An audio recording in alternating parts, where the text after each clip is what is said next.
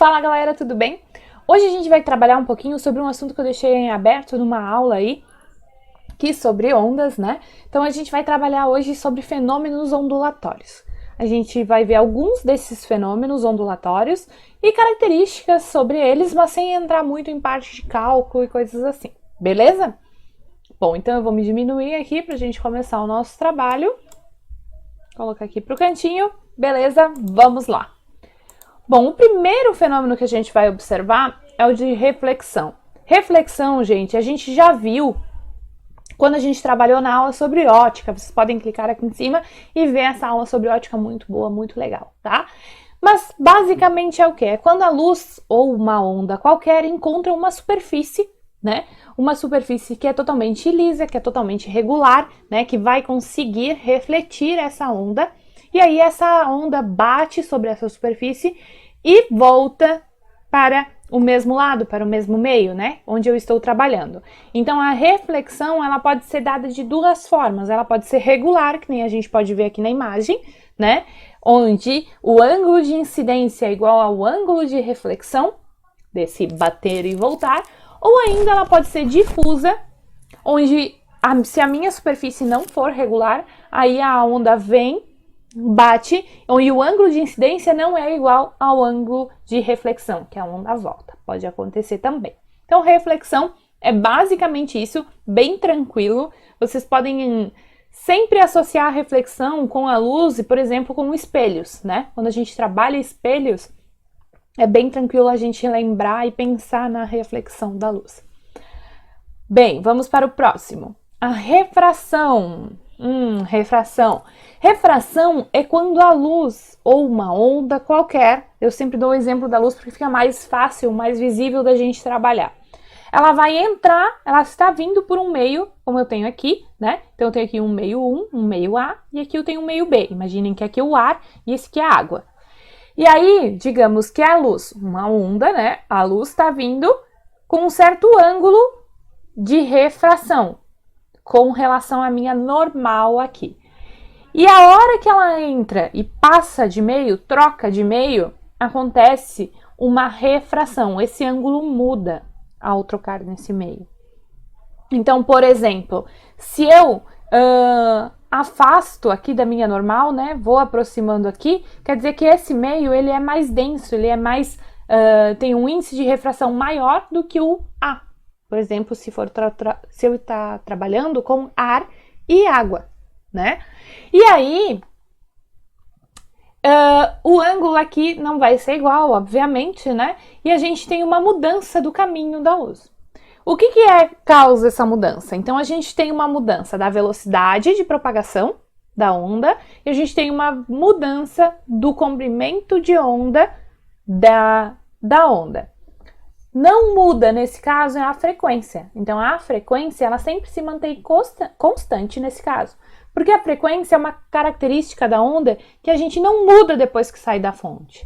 A não ser quando eu trabalho com som e aí eu envolvo uma outra velocidade junto com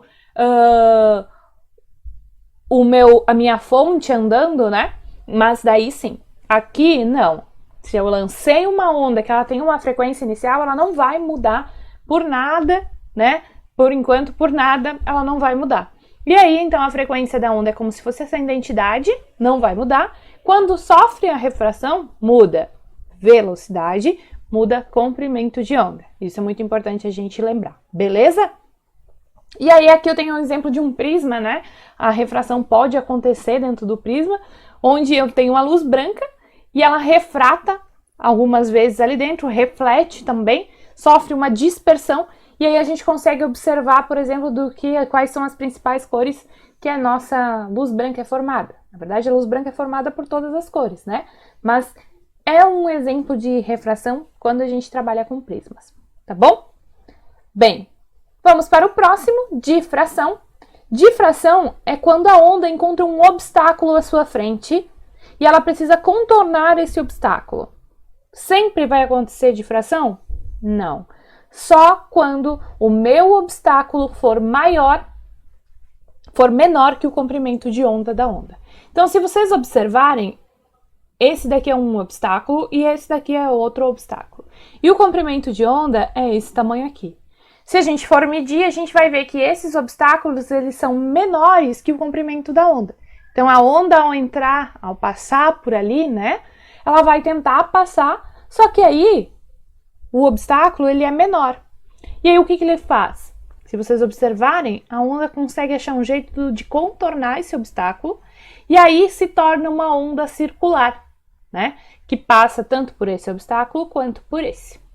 Beleza? Aqui, nesse caso, como eu tenho dois, vai acontecer alguns momentos de interferência que a gente vai ver a seguir, tá? Mas a difração é essa capacidade da onda contornar os obstáculos sempre que o seu comprimento de onda for maior que o obstáculo.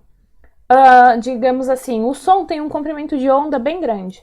Então, ele consegue contornar os obstáculos muito facilmente. Então, eu posso estar falando aqui, gravando para vocês, e alguém lá na sala conseguir me escutar, porque a onda consegue passar por esses obstáculos e chegar lá pela difração.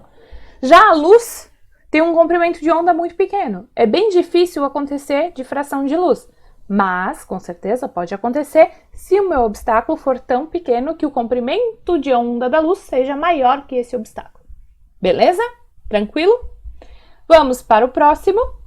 Polarização. A polarização é quando eu pego, sempre vai acontecer com ondas transversais, primeiramente, tá? E aí, quando eu pego essa onda transversal, digamos que seja a luz, né? Tenho aqui ela vibrando em todas as direções, o meu campo eletromagnético, né? O magnético e o elétrico. E aí eu coloco um polarizador. E esse polarizador vai deixar que essa luz passe só numa direção de vibração, né? Então, se eu coloco um polarizador aqui vertical, ela vai passar só na vertical e aquilo que estava na horizontal e perpendicular e diagonal ali não passa, vai passar só a luz polarizada na vertical. É um filtro, digamos assim, tá? E aí, se eu colocar lá do outro lado um outro polarizador horizontal, e aí, então, se eu fosse ver atrás desses dois polarizadores, não ia aparecer luz nenhuma, né? Porque eu bloqueei toda essa passagem. Então, óculos solares às vezes tem essa polarização. O óculos 3D é um modelo de polarizador também, onde a gente consegue organizar esse envio de imagem, né? E aí a gente consegue ter essa sensação de 3D. Eles utilizam um princípio de polarização também. Então é basicamente isso, eu coloco o filtro na luz e deixo ela passar somente em uma direção ou duas direções, dependendo do filtro, tá bom? Então, na interferência, o que a gente tem na interferência? A gente vai ter duas ondas que estão sobrepostas. E aí a gente pode ter uma interferência que a gente chama de construtiva e uma interferência que a gente chama de destrutiva. Quando acontece uma interferência construtiva? Quando eu tenho um encontro de duas cristas ou dois vales. Observem quando a gente tem aqui, ó. Então, quando a gente tem aqui, nesse ponto aqui, aqui e aqui, a gente tem duas cristas se encontrando aqui e aqui embaixo eu tenho dois vales. Então, nesse ponto aqui, eu tenho um ponto de interferência construtiva, onde eu tenho máxima amplitude se eu for observar essas duas ondas. Agora, aqui nesse ponto, eu tenho uma crista com um vale da onda, uma crista com um vale. E aí eu tenho uma interferência destrutiva, um ponto de mínima amplitude. E isso vai se repetindo ao longo do tempo, conforme as ondas, essas duas ondas estão se propagando. Beleza? O próximo é a ressonância. Ressonância, basicamente, né, explicando, é que todos os materiais têm um modo natural de vibração, né, de oscilação.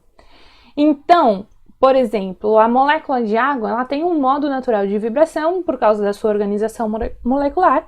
E aí, se eu aproximar ou lançar sobre ela uma frequência de mesma vibração que o modo natural de vibração nela, ela vai começar a vibrar mais, vai vibrar. Eu vou conseguir ver essa vibração, digamos assim, né? Conforme eu tenho aqui. Então, eu tenho dois diapasões, que são instrumentos que a gente utiliza na física, né? E aí, eles têm um modo de vibração que, por exemplo, geralmente é o Lá, né? Se a gente for associar isso com som. E eu ponho para vibrar só o diapasão A. Só que o diapasão B, como tem a mesma frequência de vibração, sente essa vibração e começa a aumentar a sua vibração junto. E aí, no final, quando os dois estão vibrando em ressonância, um vibrando junto com o outro. Deixa eu abaixar aqui, levantar aqui um pouquinho. Então, um vibrando junto com o outro, então os dois aqui vibrando em ressonância, beleza? E eu dei o exemplo da água, por quê? Porque a água, se a gente pensar, no micro-ondas acontece, sempre vai acontecer a ressonância. Porque as micro-ondas que são lançadas dentro do micro-ondas, elas têm a mesma vibração, a mesma frequência de vibração que a água. Então, a comida que eu ponho dentro do micro-ondas sempre vai aquecer por causa da água que eu tenho dentro desse alimento. Se eu colocar alguma coisa lá dentro que não tem nada de água na sua composição, né, não vai aquecer. Por quê? Porque aquela micro-onda, ela tem a mesma frequência de vibração que a água. Por isso que, por exemplo, a gente põe a lasanha e esquenta mais num ponto do que no outro. Que eu tenho mais concentração de água num lugar do que no outro. Isso acontece também por causa da ressonância. Beleza? Então, gente, era isso sobre os fenômenos ondulatórios. Eu espero que vocês tenham gostado da aula. É um resumo bem rapidinho para vocês se lembrarem, para vocês estudarem. E aí, logo eu venho com um pouquinho mais sobre ondas, também sobre a ondulatória, para a gente organizar um pouquinho mais o nosso estudo. Ondas, a gente pode ver também ondas sonoras que a gente já tem aqui, eu já trabalhei com vocês, a óptica também, já tem aulas aqui também. E qualquer dúvida, vocês podem me encontrar aí nas minhas redes, né? Profitai Física, tanto no Instagram quanto no Twitter, podem mandar lá que eu respondo todo mundo, tá bom? Não esqueçam de deixar o like no vídeo e compartilhar se vocês gostaram, tá bom? Beijo e tchau, tchau!